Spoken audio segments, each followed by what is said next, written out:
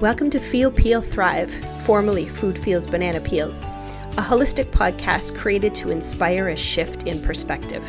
Here, we explore what it really means to feel, peel back the layers, and thrive from the inside out. Each episode invites you to consider a shift in your perspective on what it truly means to be healthy, beyond quick fixes or trends, and to see wellness as an empowered, inside-out journey rooted in awareness, accountability, and self-trust. I'm your host, Laura Pfeiffer, and I'm here to guide honest, heart-centered conversations that help you reconnect with your body, realign with your values, and live with greater clarity, connection, and vitality. Because when we learn to feel, we can heal. And when we peel back the stories that hold us back, we make space to thrive.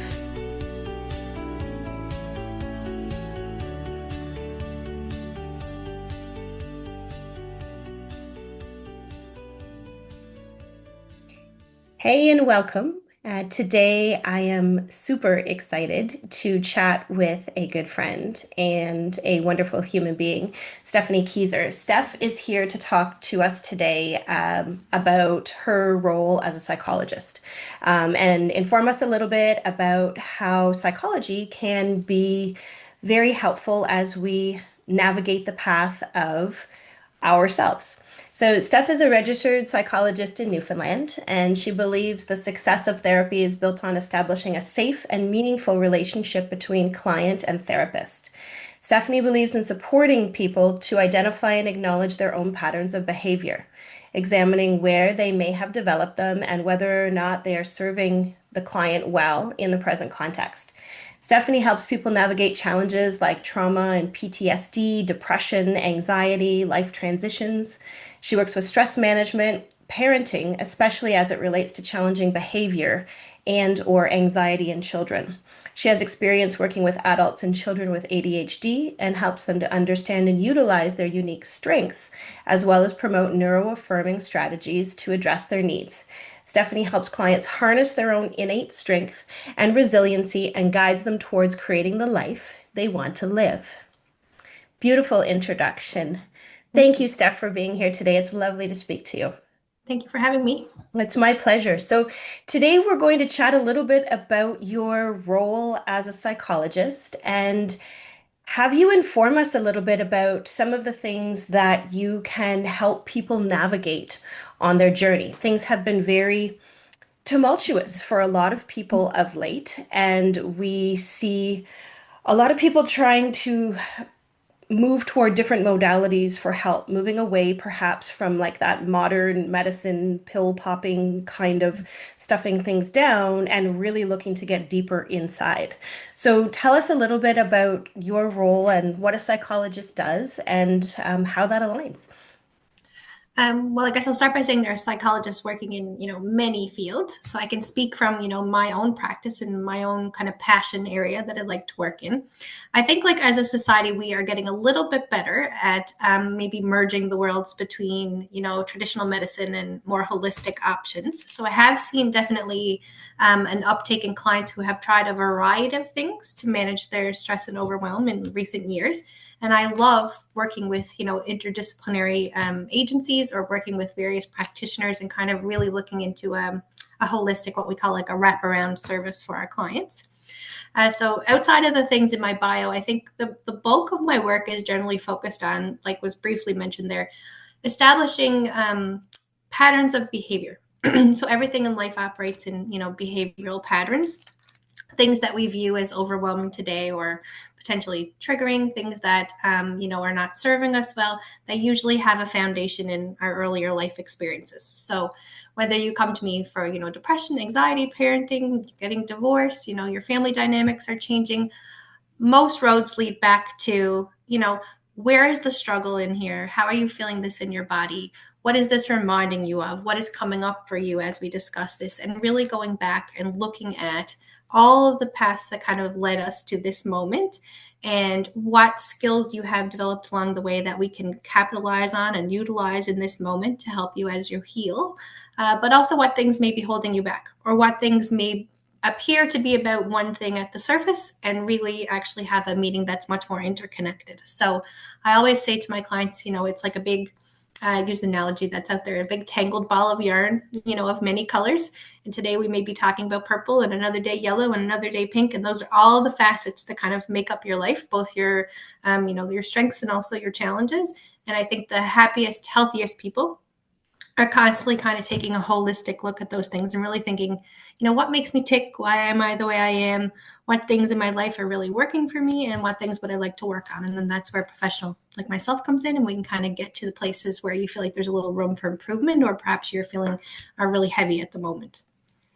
Beautiful. So deep self-inquiry is what we're kind of along with, the support, somebody holding space for you, and with your psychology background, really then you get into kind of like the deeper aspects of the psyche on your side, the Right. analysis and things like that. Absolutely. So tell me, I learned once, and please confirm this for me if in fact it's true, because I've been operating off of this.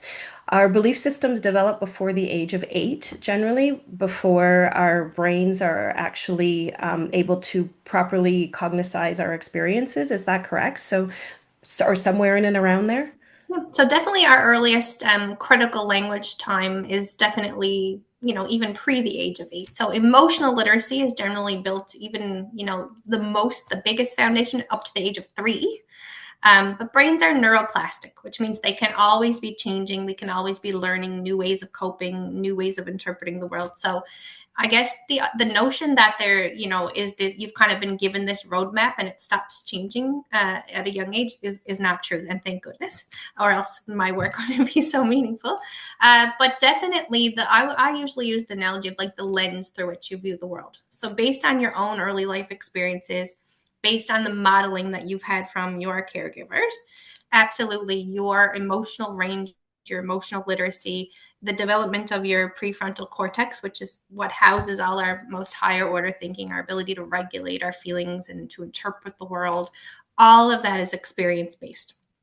So that attachment time, that solid time of development early in life really does give us the roadmap by which we tend to take through the rest of our life and apply it. Sometimes, perhaps over and over into a dead end kind of thing, but it's really what's been ingrained. So it normally takes very concerted work if we are looking to change that map. And that's where kind of a second set of eyes and ears in therapy can be a good thing to try to dismantle perhaps what parts of that map again are leading in the direction you want to go, and what parts you've chosen to take with you all of this time when they really weren't serving you. So there is, like, I guess, validity in what you've heard, but also an optimism in that we can continue to grow those skills and change. It just takes more concerted effort later in life, whereas early in life it's just kind of absorbed through osmosis based on the experiences around us.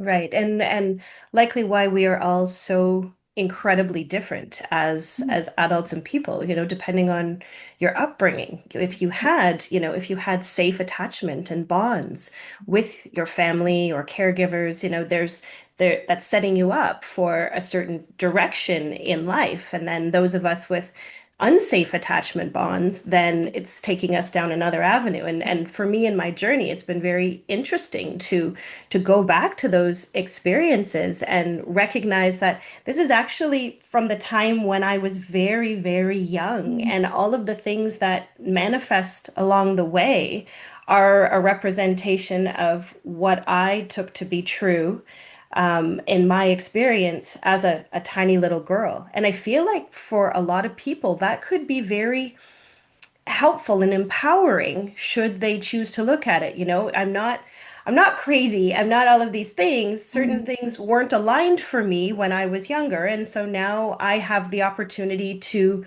do the work to properly align them.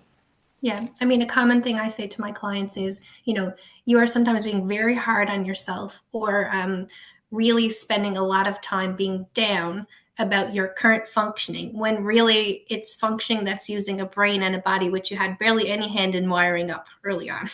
So, you have essentially taken what you've been given at a very early age and you've done your best with it. That may not have been in your mind, what was ideal.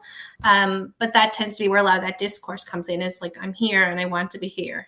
And a lot of, self-reflection and realizing that a lot of the journey that you've taken wasn't necessarily of your own choosing. It was using a body and brain, which were wired up very early on.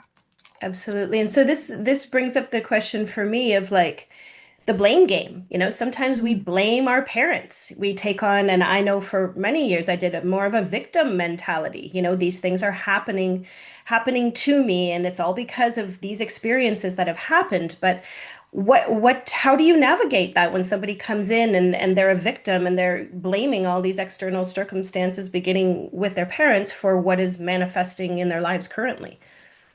Well, for the most part, I think with parents, like I always say, nobody generally, wakes up and says, I hope to be a really crappy parent today. I think everybody is generally operating, extreme examples from the side, but everybody is generally operating, doing the best they have with what they've got. And so another favorite phrase of mine is, you can't give away what you never got. So if for whatever reason the parents lack, emotional maturity, they lack their own coping skills, they're, suffering from their own trauma, they're, perhaps suffering with a mental diagnosis or with, physical diagnosis. There's a million things that could have been going on for that parent at any given time. And they're likely doing the best they have with the coping skills they have. That may be completely lacking, but it's unlikely that they set out, to be bad at what they're doing. So sometimes just going back, and as we take somebody on the journey to realizing their own attachment and how that impacted them today, they also see their parent as a child and what their parents received and what that then took on for the trajectory of their lives. So, there can be a lot of interconnectedness, which doesn't necessarily mean that we, um, you know, excuse maybe some terrible things that have happened in some people's history, but we come at it from a different level of understanding. And that it's about taking that information and moving forward. A big piece of going back in therapy is just to understand current functioning in the context of the past, but we really try hard to not get stuck there and to take that information and think about, well, today forward, what can we do with that information and how can it help us, move forward as of today versus kind of going back and dwelling versus using that information in a calculated way to inform our healing. Absolutely. I found like the word compassion comes up because in my journey it was very much about finding compassion and forgiveness. My parents did the best they could. I had a bipolar alcoholic father who just didn't show up. And, Mm-hmm. so I had a very unhealthy attachment bond right from the very Yeah. beginning, which transpired with unhealthy attachment bonds with males my entire life. But finding compassion and forgiveness and understanding that he obviously was doing the best that he could, and his father was schizophrenic. So I have no Mm-hmm. idea how that would have been, being in that household. So I feel like compassion on that journey is so important, compassion for ourselves, number one, and recognizing that, the the catalyst to what has brought us to where we are began very, very young and that we had absolutely no control over it. And then having compassion for where we are and for our parents who I do believe, mine anyway, tried to do the best that they could with the tools that they had. And I don't believe they had many. I believe that there are a lot of people out there whose parents didn't have a lot of tools. And this kind of brings me to emotions because emotional regulation and emotional resilience was never anything that was ever modeled to me. Mm-hmm. Personally, in my life, it was kids are seen but not heard. And it was cry into your pillow if you have some tears, I don't want to see them kind of thing. And I don't believe that that was done from a place of malice. I believe it was done from just the inability of parental figures to deal with any kind of emotions.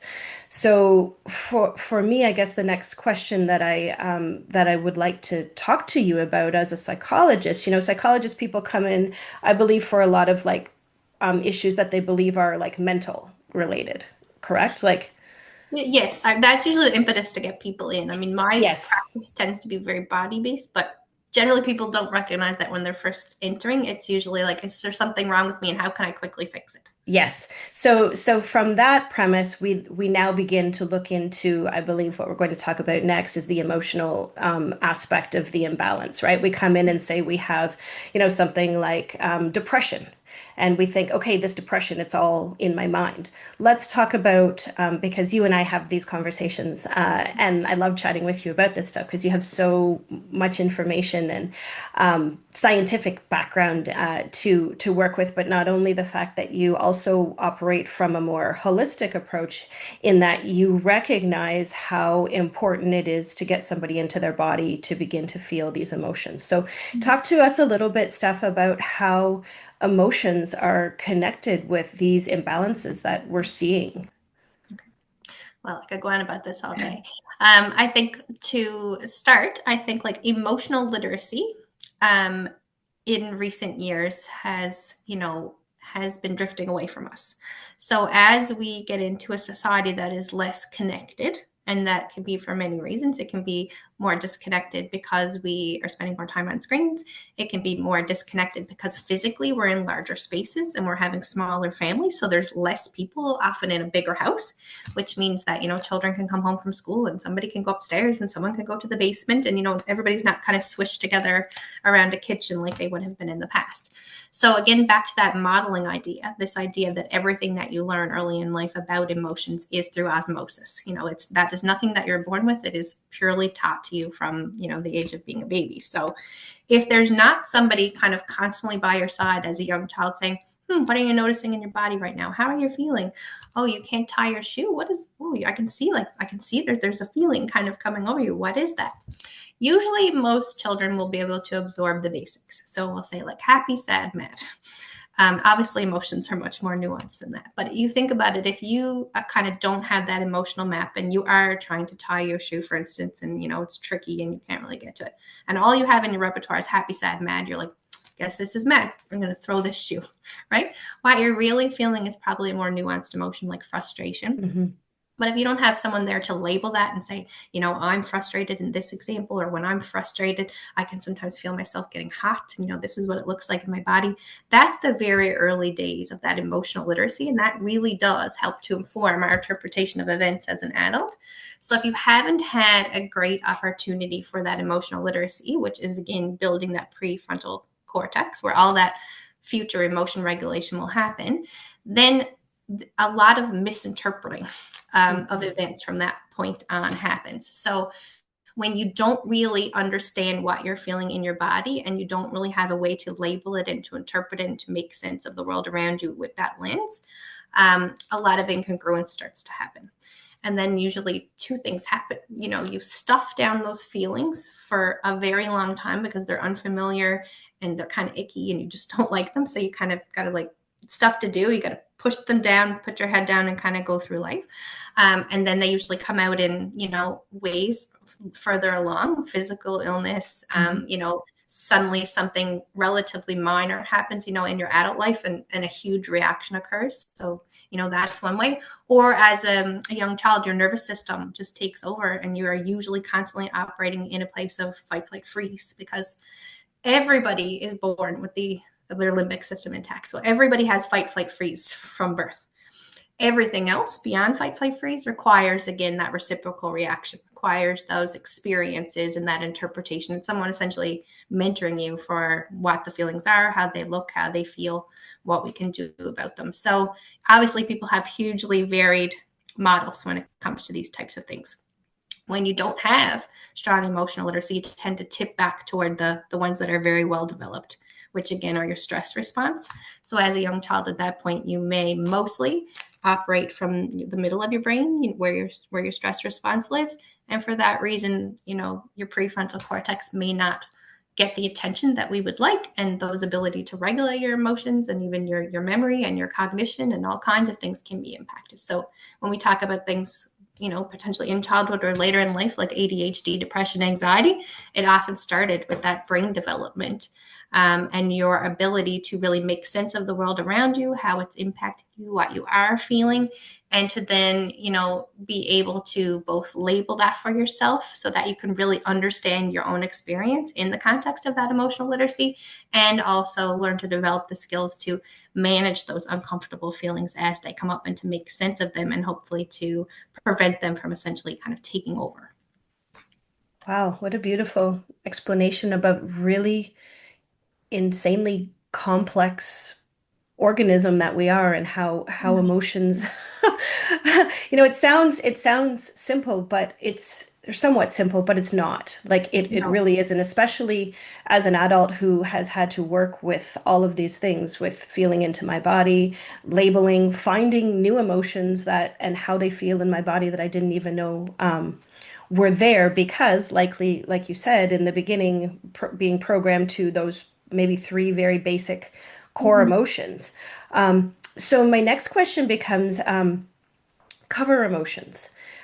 Can we talk a little bit about cover emotions? Because sometimes we think that or we feel this way, but maybe if we go a little bit deeper, there's actually something beneath the surface. Right. So a lot of people will come into therapy perhaps sharing an emotion that feels most safe or most comfortable. And again, that usually tips back toward their experience. So, for example, if sadness was something that your models kind of accepted from you as a reasonable response, or even as a common response, but something that they didn't like, you may come to therapy and say, my marriage is dissolving. I feel very sad, and on and on. But often as we go through therapy, we start to recognize, you're describing this as sad, but what I feel here is I hear shame. I feel guilt. These more, again, nuanced emotions that we've often almost that are so painful sometimes to acknowledge, or depending on, again, your upbringing in your early life, how you've kind of been taught what does success look like? What does, a successful life look like? What makes you valuable? I mean, we could splinter off in so many different directions for our conversation, but for whatever reason, those emotions feel very scary and very like not palatable to you because they feel like your very core value of who you are will be impacted if we kind of acknowledge that that is where those feelings lie. So instead, those are kind of that, that shame, that guilt, whatever it could be pushed down. And sad. Okay, sad is something I'm willing to kind of make peace with. It's something that I feel comfortable sharing. Sad seems to be a pretty common human experience. I'm going to tell myself sadness is what I'm feeling in this moment. Profound sadness or even depression.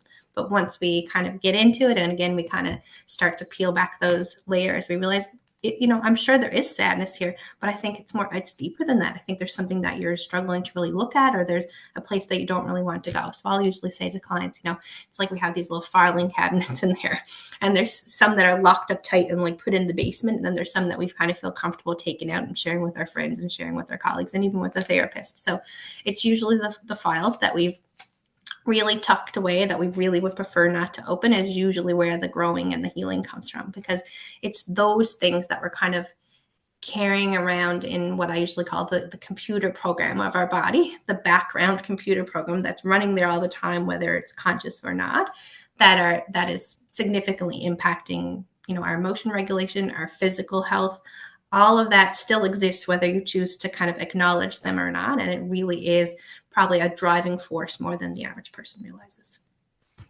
Thank you. Yeah, that's beautiful. And you brought up, conscious versus unconscious, and it was baffling to me when I found out that 90% of what we hold is actually subconscious. So we think that we have control Mm-hmm. over things and that we are running the program, right? I'm going to control it. I'm running the program, all of these things. But when it really comes down to it, we have very, very little control if 90% of what is actually driving these emotions and behaviors and reactions and all of these things in our lives, it's not even accessible to our conscious Mm-hmm. mind. That's right. So, I mean, previously, like when I started out, when I first got out of grad school, the bulk of my practice would have been something like cognitive behavior therapy. So, it works and it is, it has good empirical evidence, but it's now in my 2025 view, it's kind of the bones. But I no longer lean toward it as my main form of therapy. So cognitive behavior therapy is just really changing the way you think, so so that you change the way you feel. So you tend to get good short-term payout for clients from that platform. So if you bring somebody in, you work through cognitive behavior therapy, for the most part, you can send them out feeling a little bit better, after 6 or 8 sessions. But you haven't fixed the computer program at all. And so therefore, they're out of therapy 6 months, they're out of therapy a year. And unless they've taken on, a different piece of their healing journey outside, that computer program is still running in the background. And I'll usually describe it as, you've improved your thinking, you've got more adaptive thinking. But low key in your life every day as you go throughout your life, there's this alarm going off, whether you choose to acknowledge it or not. And after a while, it will get louder and louder. Or, of course, your body will manifest itself as like physical illness or other ailments. The alarm will make itself known one way or the other. So I guess to some extent, as I've become more skilled as a therapist, I now spend most of my time working on the alarm system. The head will follow, in my opinion, maybe perhaps even without me. But we have got to work on reprogramming first, an awareness that computer program is there. And then we've got to really work on reprogramming that nervous system is what we're really doing. Because without that, any improvement in therapy will be very short-lived. And that is why I've embraced more of a holistic, approach with my counseling, so that not only do I do that somatic work in my office, but, I'm constantly sending people out to other practitioners like yoga and sound baths and all kinds of things that really work on the nervous system, because I think that is where it's at. And if we want to have any type of long-term success, we have to work on the nervous system and to work on our body's interpretation of our emotions. And from there, I actually think if people could get that far, of course, I'm a proponent for further therapy, but I actually think people would be poised to potentially figure out the rest, themselves, because they would be approaching things from such a healthier place. Absolutely. So you mentioned nervous system, and I talk to a lot of different practitioners. I have a lot in my circles, and I believe that everybody will and likely does agree with you who has ever been on my podcast anyway. The nervous system is the basis for our health or our imbalance. So there's a new term. I would like if we could talk briefly about fight, flight, fawn, and freeze, Mm-hmm. because my understanding is these are kind of the four nervous system states, and I would love for people to understand perhaps a little bit about these states, and maybe even be able to do a little bit of minor self-diagnosis and where they are generally operating. For me, it was always fight or flight, and my heart rate was through the roof, and it was just a very anxious, ramped up, ready to go kind of feeling, and until I really began working on my nervous system, even after I had taken away some of the more traumatic things that were happening in my life, I was still operating on fight or flight for years. So Mm-hmm. just because we remove that, traumatic experience or person or whatever it is from my life, it doesn't mean that we're good to go. No. So again, it's that wiring, right? You think you've done the work, you have done the work in many aspects, but that wiring remains, kind of deep-seated, latent behind everything else that's going on in your life. And because your body and your brain think that maintaining that highly active nervous system is a protective measure, in as far as how your body and your brain work, it thinks like, well, just in case the other shoe is poised to drop in the future, we'll stay up and we'll stay poised to fight, flight, freeze, just in case. And it almost takes ad nauseum reminders of consistency and psychological and physical safety and work Hmm. before that will start to come down. So often people think that they've really kind of reached that juncture, but they don't realize how much that programming is kind of still in there. So fight, flight, freeze, faun is another one that's used, sometimes flock. So I can explain all of those. So essentially, as your stress system goes up, as your your nervous system becomes more and more activated, your typical window of tolerance gets smaller.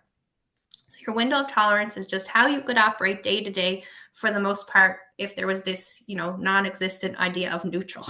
So, for the most part, on a typical day, if all was well with you, here's what you could cope with. It would take X amount of things to, make you feel aggravated. It would take X amount of things to make you feel sad or to start shut down. So you kind of have this repertoire of what you could mostly handle before that starts to kind of tip into your full stress response. And that differs person to person and for all kinds of reasons. But the more stress goes up, typically the smaller that window of tolerance is. So if you have somebody who's at a very acutely stressed time in their life, or somebody who from a childhood has had a very wired up tight nervous system, their window of tolerance comparatively tends to be quite small. So their buffer between them and those big emotions, those stress responses, is much smaller than we would expect from the typical population.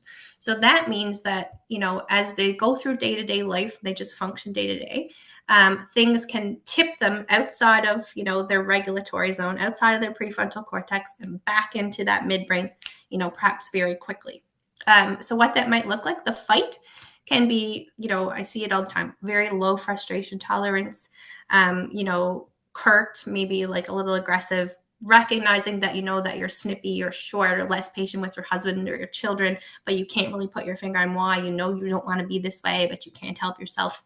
Road rage, low impatience, all these kinds of things. So that's what the fight looks like. People sometimes think that they don't have fight because they're not out like yelling and screaming, but it can be a lot more nuanced than that and a lot more, regular. So these people that, who maybe have personalities where they seem like they're just a little curt and snippy and a little crotchety, sometimes, that is their stress response. Then we have fight, flight, and freeze. So flight is just like avoid. I'm avoiding these social events. I'm not very comfortable. I think I'll just stay home today. Oh, I don't want to go over and talk to those people. I'm not going to put myself out there at work. All of these kinds of things. That's the version of flight. So you're trying to withdraw from what stresses you out, from what is a trigger for you. So you kind of self-isolate. Faun kind of comes in here too. And faun is one that kind of has a special place in my heart because I think I do it. So faun is when you kind of play yourself down. Faun is, you want to be easy breezy, you want to be liked by people. So perhaps you don't want to come across as, a know-it-all or this or that. So instead, you kind of play small. You make yourself small. You don't take up too much space. You don't really put yourself out there.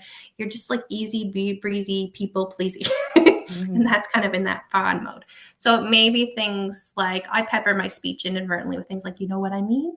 And I know what I mean. I'm quite confident in what I'm saying. But in an effort to relate to people or maybe not, to worry that I may come across as like know-it-all-ish or that I know better than them, I'll often say, if that makes sense, if you know what I mean, these kinds of things. Mm-hmm. That's a version of faun. So again, it's just that play small, try to be a little bit invisible, try to be kind of chummy with people and maybe keep them in your orbit, keep people happy. Freeze, like a functional freeze. So many people don't know that they're in freeze. Freeze is like a shutdown. It's when you get that apathy, a flatness, maybe you kind of, become less vested in going on, what's going on in your life. Sometimes I would describe it as like, it feels like there's a window pane between you and your life and, you're going through the motions, but you're not quite there. You're looking at it from afar. It can mean you open up your emails that day and you have 100 and you say, oh my gosh, I don't even know where to start. And so you just stare at it for 20 minutes and don't answer a single one. So again, I think people picture a much more exaggerated response when they say, oh, I don't do those things. But I bet all of us can relate to some extent to most of those things. So a functional freeze is really just a little bit of a checkout.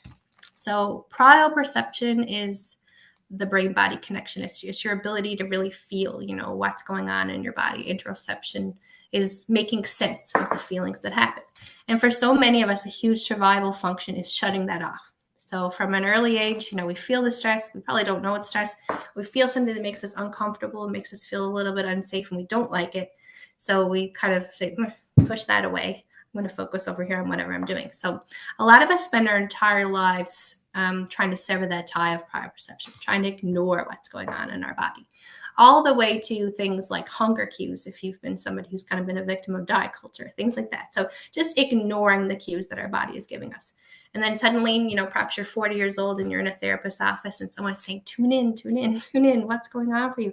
And, without knowing it, it's like, well, I've been perfecting tuning out for this entire 40 years. And it's really difficult. This is a new skill that I now have to learn.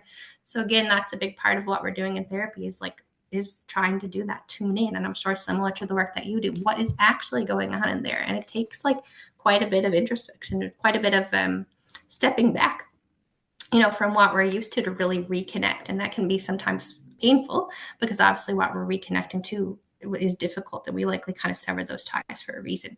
So in many areas of my work, I spend trying to work on that idea of prior perception.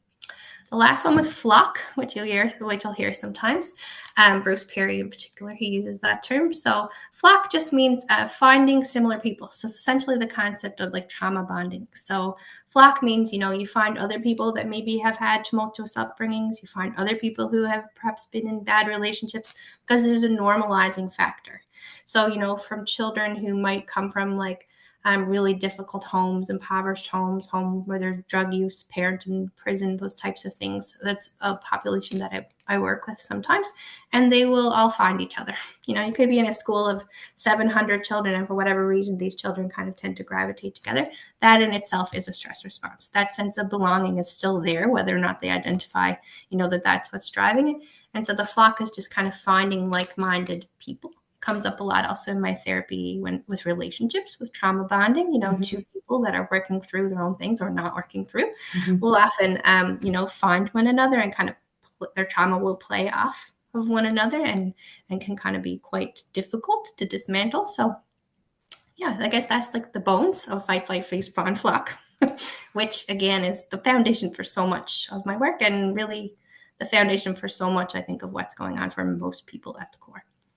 Yeah, thanks, Stephanie. That's really, really helpful, and I'm sure that listeners have a lot to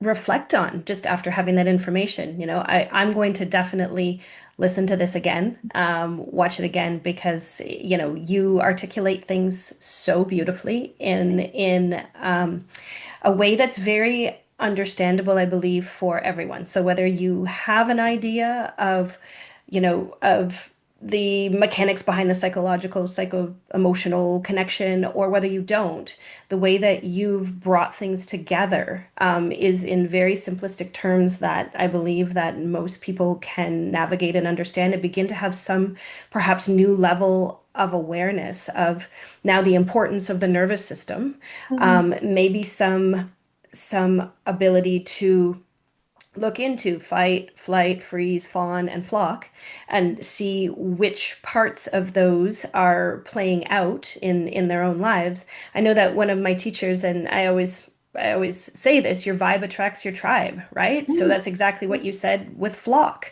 Mm-hmm. right? We as our vibrational level changes, as we release more and more of those deeply seated emotions, we find that the people in our lives can begin to change too. Relationships are here to show us things, and either they're going to, we're going to mirror and play things out together to resolve some of our previous traumatic issues, or we're Mm-hmm. going to continue to perpetuate them together. And I mean that difference is self-awareness, right? Becoming aware of ourselves and our role, and not the projection factor that Mm-hmm. often comes in when we're working with relationship issues within ourselves and other people. Yeah, Thank you. absolutely. That's beautiful. So this brings me to the next part, because now I wanted to ask you um, for the types of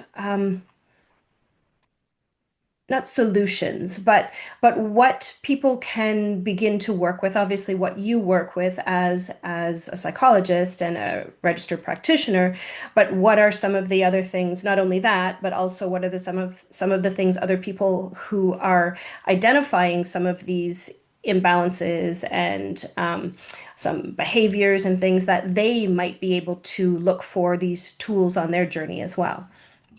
Um, Such a big question, but I guess in a nutshell, how I will describe it to clients is, brains respond to brains and bodies respond to bodies. So what I mean by that is, if you come in with a phobia and you're afraid of needles, or to some extent, the very surface of anxiety, you have some irrational thinking and some irrational fears. Well, then something like CBT is a good mechanism for that. We think about, where are your thoughts, what's the thoughts need to change, what that could look like, what that internal dialogue that we tell ourselves could change. So in that way, we're kind of intellectualizing the problem, and we're matching it with, more to some extent rational thinking. And that is where our therapy is based. And that would be, for my chair, the easiest type of therapy, less common as well. The therapy I work in primarily all the time, on the other hand, is bodies. And so I can, have my best knowledge and I can try my best to articulate things in a way that's meaningful for people, but we can't talk our way out of an overactive nervous system. Mm-hmm. We can't read about it. We can't study it. We can't, again, like we can't learn it away. We can learn what we need to do, but ultimately those solutions are going to be body based. So to start with the very basics, I'll ask my clients right from the get-go, how are you sleeping? Do you get fresh air? Are you eating? These kinds of things. And I think a lot of times I think, oh, it's like so loud, like low down on my priority list. Like if that Mm-hmm. was the solution, I wouldn't have found my way here. But the truth is that that is always the place to start.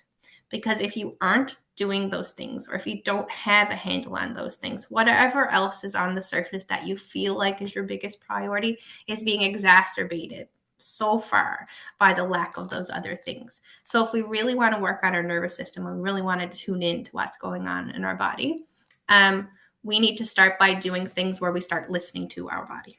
So breathing obviously is number one. So again, I sometimes get met with a little eye roll, like if breathing was the solution, I could have done that already.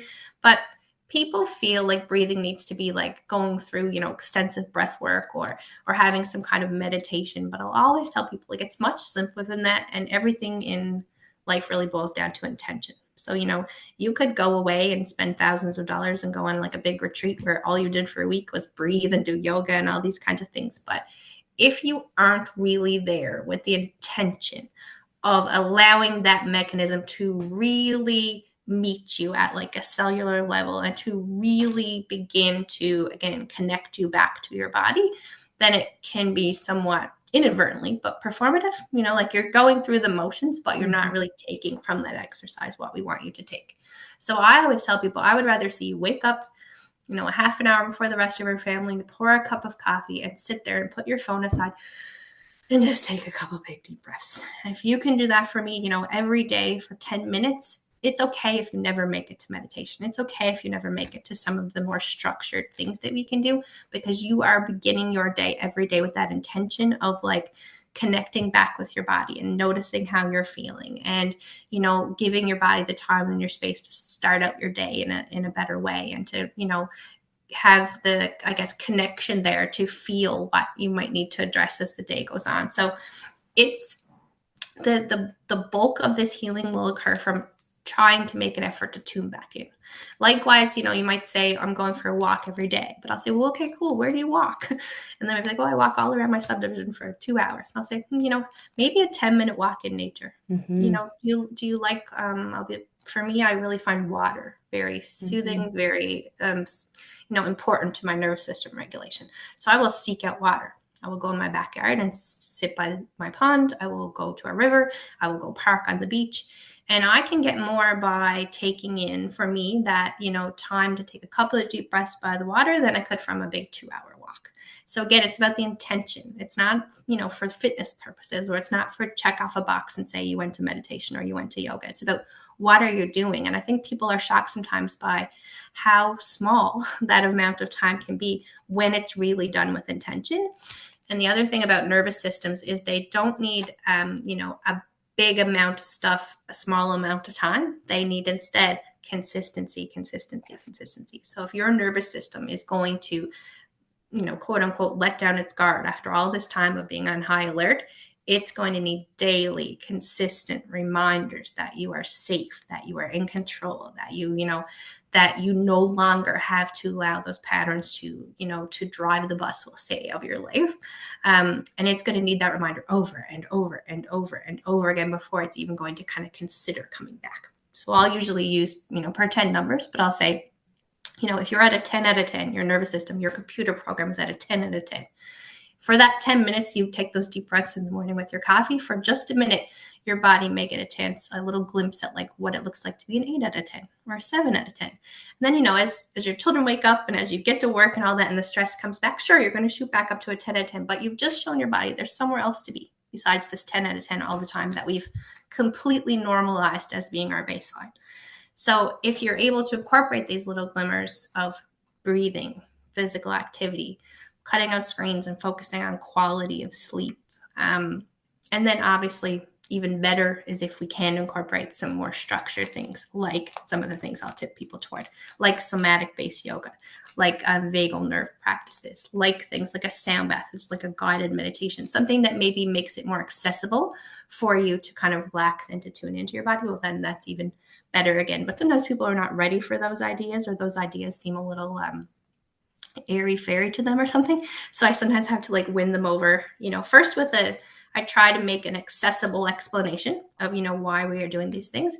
And then when I need to, I'll bring in neuroscience and explain, well, here's why it's important, and here's what it is doing for your brain, and here's what it is doing for your body. So it might seem like you didn't need to come to a therapist and, pay this money to find out that you needed to, spend more time in nature or do some deep breathing. But the truth is that, that is the core of where healing is going to come from. It can be almost seem that simple, but it's actually quite hard in practice, and it's quite hard to do it with that same intention. So sometimes that requires a little bit of guidance. Yeah, that's beautiful. Thank you. Everything done with intention, right? It's not what you do, it's how you do it. It's pausing and taking those deep breaths and grounding your feet into the earth and walking barefoot and recognizing the power and the energy of just being outside and breathing fresh air versus sitting behind your desk and taking 5 breaths. Like there's so many different and tools that don't cost a lot of money because not everyone has a lot of money to invest at this time and place in things like therapy and we totally recognize that. So we can do what we can do with the tools that we're given, and so we're all given breath. Mm-hmm. We're all given access to nature, and these are beautiful ways to begin that journey inward. And again, you and I, we come from very different backgrounds. Me more from very holistic and energy medicine and these kinds of things, and you more from scientific, but we are amalgamating, meeting each other in the middle and recognizing, whether it's whoever it is, we all really kind of need the same things in our lives, right? We need to be grounded, we need to spend time with ourselves, and we need to create and recognize the value of creating time and space for our own physical, mental, emotional, and spiritual well-being, because I feel like society has programmed us to look outside. I have a problem. I need to look outside of me. Who can help me? Help me here, help me there. When in fact, a lot of times just pausing and slowing down and taking the time to connect inside can give us some of the answers that perhaps would have cost us thousands of dollars on the outside. I'll joke to clients usually like the Wizard of Oz analogy, like it was in you all along. You just needed somebody to bring you there and to kind of guide you. But I work from the platform. The client is the expert in their own life. And, I'm just there to kind of guide them to maybe help them get some insight, but they know what they need at the core. And, they've probably spent many years denying that truth, Yes. but it's just about kind of reconnecting them with that. Yes, me too. Yeah, that's beautiful. Thanks, Steph. So I guess in kind of conclusion, is there anything else that you wanted to mention today? Anything else that you feel listeners may need to know as we close up for today? As they maybe some people this will inspire them to embark on an entirely new journey that they never even considered after listening to our chat today. Um, I think the idea that we'll also sometimes use a little antidote of like connection over direction. So, whether that's connecting with yourself or connecting with the therapist, the core of any work that you're going to do with any practitioner over any platform is that ability to connect and to hold space for people and to provide a place where, those previously packed away ideas, values, emotions can come up in a safe place.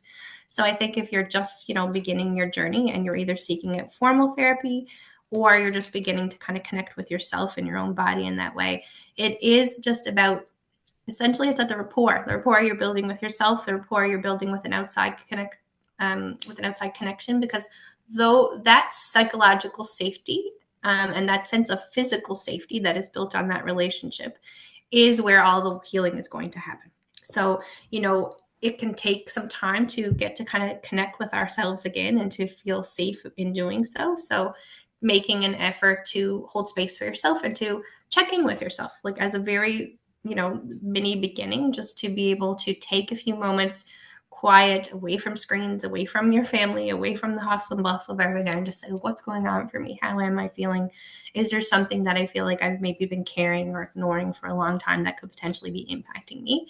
Or likewise, if you meet with a therapist, the single best predictor of how that therapy is going to go is your rapport with the therapist. So I'll usually say to people, right, from session one, you can kind of catch like a vibe from somebody. And I think you'll generally know pretty quickly Mhm. if your work with that person will be productive or not. And I do believe that sometimes, just like in life, you're with a therapist perhaps for a season or a particular thing, and then you might want a new lens and a new set of skills. Mhm. So I'm all about, many hands and like work. If someone comes to see me for a period of time and we've kind of reached the end of our journey together, and then they can start with someone else. So I think wraparound service, connection, connection, connection. And although we didn't really touch on it, I guess, medication is a big part sometimes of people's healing, and it's there for a reason. And I'm Mhm. certainly not negative toward medication if Mhm. it's needed. I think if somebody's at, a 10 out of 10 and their quality of life has really dwindled, or they, are unsafe in Mhm. some ways, then medication is where we need to go to kind of take the edge off. Mhm. But I do think the medication is never the root of healing. Mhm. Medication allows people to access the healing by taking them down just a couple notches so that they can do the work that we've been discussing today. So I don't want people to be afraid of medication, but I Mhm. also don't want people to think that I can get this medication, I will be fixed, because I can guarantee that that is not where the healing lies. It's just a mechanism to promote you to be able to access the healing. So whatever, I guess, step of the journey that you're on, or whatever place you are in your kind of healing journey, just taking stock of just the next few steps, because when we look at it as an entire start to finish, if there is such a thing as finish, it can seem absolutely overwhelming. Mhm. And I think it prevents people sometimes from getting started. Definitely. So that saying goes, you don't have to see the whole staircase to take the next step. Just boil it down to what is one step I can do in the right direction. And even though I'm full of like little quips, I guess I'll usually say to clients, like raindrops in a bucket. No, it's 10 minutes of breathing here. It's a little fresh air here. It's a little introspection here. All small things that in and by themselves, they think like, oh my gosh, it's so small, it can't possibly do much. But if you start incorporating these practices, all over your life consistently, quickly the momentum builds. And, it's actually kind of amazing to watch how much healing can take place with just some small tweaks and changes generally in the average person's life. Thanks. Yeah, thanks. That's wonderful. And I totally agree because all of those things that you've said, I've lived on my journey. Was a tool. Medication was a tool that served me well in the times that I needed it. And without that medication, I don't know that I would have had the capacity to move to the next step because there was just too much. So when I always say, like with clients, we're building our tool belt. We're building our tool belt of all these different um, options that we can eventually use. So today I might need the tool of medication. Tomorrow will be the breath work. The next day it will be a cleansing breath because I know that I need to move things through my body. The next day will be grounding breath. Next day I'll be meditating, like all of these different things. And coming back to what you said about consistency, I know in my own journey, showing up for myself consistently every day. And it only started with, 5 minutes. 5 minutes every day of doing some of those things, checking in with my body, taking a few deep breaths, moving a little bit. It changed. It changed the trajectory of my journey. And it wasn't, and I have another teacher who always says, motivation is the secondary experience of consistency. And when we are not motivated, we aren't consistent. But unfortunately, it kind of works the other way around. We need to we need to show up for ourselves when the times are really difficult. And then we will begin to see how the changes that we are making transpire and support the evolution that we are moving toward on our journeys. So thank you, Steph. Last question. I know that your practice is full.